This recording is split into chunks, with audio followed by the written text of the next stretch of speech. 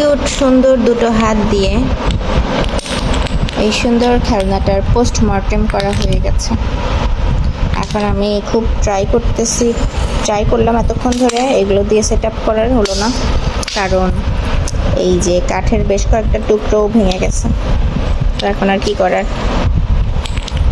এর আগেও এই কাজ করছিল, আমি সারছিলাম, কিন্তু এখন কাঠের টুকরো বেশ কিছু ভেঙে গেছে। প্লাস দেখি মামা দেখি গিভ মি প্লিজ। প্লাস এই জিনিসগুলো খুবই ডেঞ্জারাস বাচ্চাদের জন্য, তো ভাবলাম যে থাক এগুলো আলাদা আলাদাই করে দিই। নাও,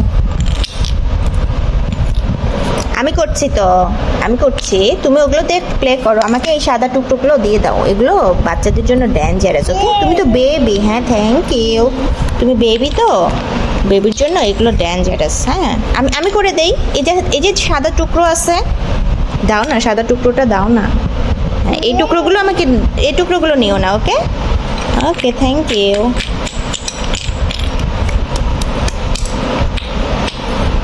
এই টুকরোগুলো নিও না মা, দাঁড়াও আল্লাহ, এই টুকরোগুলো নিও না প্লিজ। এই যে নিয়ে দাও না, এই টুকরোগুলো আমাকে দাও প্লিজ।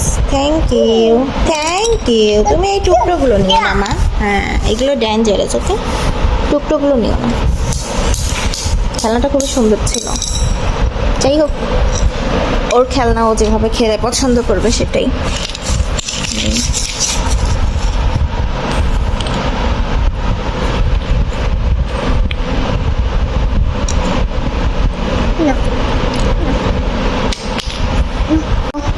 পুরো তছনছ। আর এই যে এইগুলো হচ্ছে সেই জিনিসগুলো। এই কাঠের টুকরা আরও বেশ কিছু ছিল, যেগুলো আমি অলরেডি ফেলে দিছি, কারণ এগুলো ব্যথা পাবে।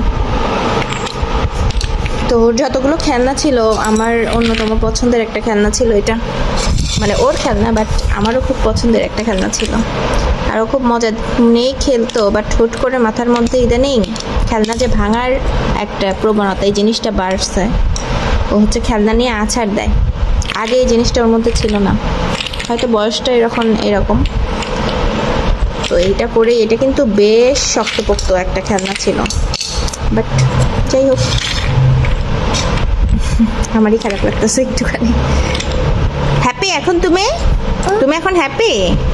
এগুলো করতে পেরে তুমি এখন হ্যাপি? সে এখন হ্যাপি। ওকে, তুমি হ্যাপি হইলেই হ্যাপি। নাও, খেলো এখন।